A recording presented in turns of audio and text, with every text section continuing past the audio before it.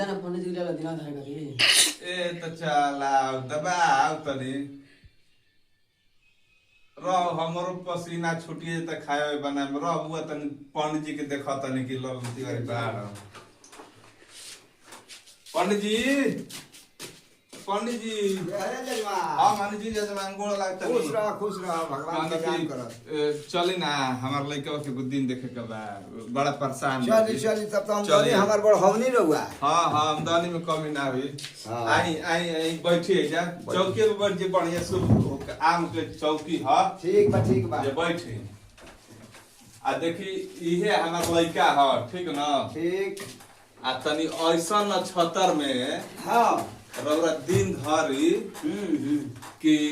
आंधी बुनी ले भेंट मत होकर बड़ा एगो हमार लइका बा ए जजमान श्रद्धा लागल बा ठीक बा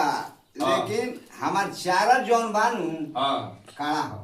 हमरा चार्ज के जाना तनी हां कि 5151 रुपए चार्ज लागेला तो पहले कोसी पत्र पे चढ़ाई कुछ ली महाराज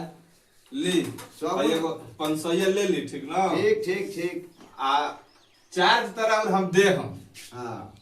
जौन 12 और 5000 हां ई दे हम हई छोड़ के 500 तब ठीक बा जजमान कोनो बात नहीं है दिन आ दिन ऐसा धर्म देख के हां कि आंधी बुन्ही मत आओ ऐसे कि हमार एक ही एकलौता लइका बा आ बड़ा श्रद्धा से हम दिन एक रखवाओ तेने रौरे से अब रौरा वही हिसाब से करी अगर तनिको आंधी बुन्ही आई तो सोच ली बतावा ये जजमान हाथना तू बंधन में डाला तारो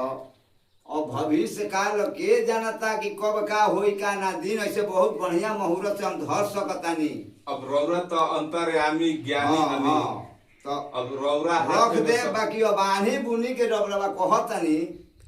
तब तो प्रभु के मर्जी नहीं रह देखी अगर आंधी बुन्ही आ गई तो हम 5,01,51 रुपया ले हम जजमानी हमारा से ना सपरी नहीं ऐसा मत करी महाराज ना बच्चा ना ऐसा मत करी ना हमारा अरे महाराज हम गोड़ ना जा कहो मदन तिवारी के देखी दोसर ना अरे महाराज ना काहे ना हम कहां से घरों से डाल देते हमर अरे महाराज बिजनेस चली तो दिनवा रउरा देख ली आनी अब हो गई भैया जब दोसर पंडित देखो जाई ना देखम तो जाई रउरा तो देख ली जो रे दोसर पंडित लिया ला जाई रो